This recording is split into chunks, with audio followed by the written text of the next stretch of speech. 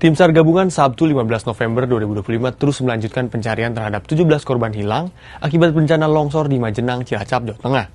Hingga Sabtu siang, total 6 korban ditemukan dalam kondisi meninggal dunia, di mana 3 diantaranya sudah dimakamkan. Sementara itu, 5 korban longsor lainnya masih dirawat di RSUD Majenang.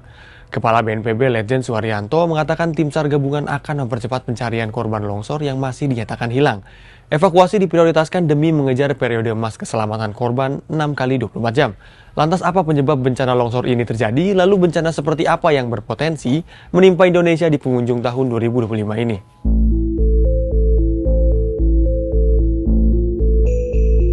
Hari ketiga proses pencarian korban longsor di Majenang melibatkan sekitar 500 relawan gabungan yang terbagi menjadi 5 regu. Pencarian dilakukan menggunakan alat berat seperti ekskavator maupun manual. Tim juga mengerahkan 9 anjing pelacak untuk mempercepat pencarian pada golden period ini. Ini kami masih melakukan pola pencarian pada 5 worksite yang terbagi menjadi 2 sektor A dan sektor B, di mana sektor A kita bagi menjadi 3 worksite dan sektor B kita bagi menjadi 2 worksite.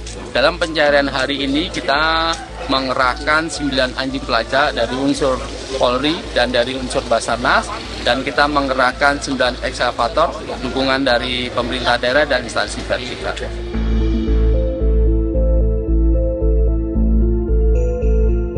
Adapun bencana longsor di Majenang terjadi pada Kamis 13 November sekitar pukul 19 waktu Indonesia bagian Barat. Longsor di areal perbukitan menimbun sejumlah rumah warga di Dusun Tarukahan dan Dusun Cibuyut, Desa Cibenying. Deputi Bidang Penanganan Darurat BNPB Maijen Budi Irawan menyebutkan bencana longsor yang terjadi di Cilacap ini dipengaruhi oleh cuaca ekstrim. Longsor adalah hujan yang sangat ekstrim ya, yang sangat ekstrim. Karena dilihat di situ juga tidak ada penerbangan liar, tidak ada. Jadi itu hujan yang sangat ekstrim, lama, sehingga tanahnya longsor ke bawah.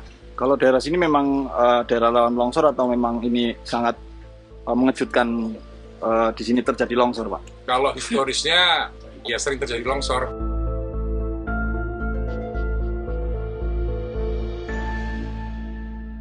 Sementara itu, Badan Meteorologi, Klimatologi, dan Geofisika atau BMKG pada awal November 2025 menghimbau masyarakat Indonesia untuk meningkatkan kewaspadaan terhadap potensi hujan dengan intensitas sedang hingga lebat, seiring masuknya sebagian besar wilayah Indonesia ke puncak musim hujan.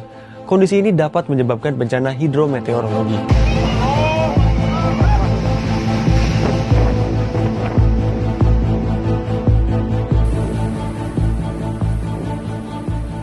Kepala BMKG Dwi Korita Karnawati Sabtu 11 November 2025 mengatakan kondisi atmosfer sangat labil dan kaya uap air akibat aktivitas monsun Asia serta suhu muka laut yang hangat.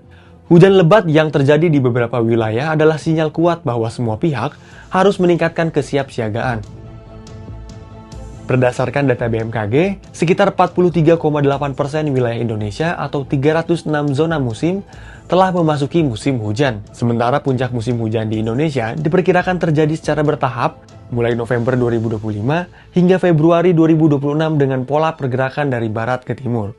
Di mana periode Desember 2025 hingga Januari 2026 menjadi fase puncak musim hujan, utamanya bagi sebagian besar wilayah Indonesia. Ini berpotensi menyebabkan bencana hidrometeorologi seperti banjir, longsor, angin kencang, dan gelombang tinggi.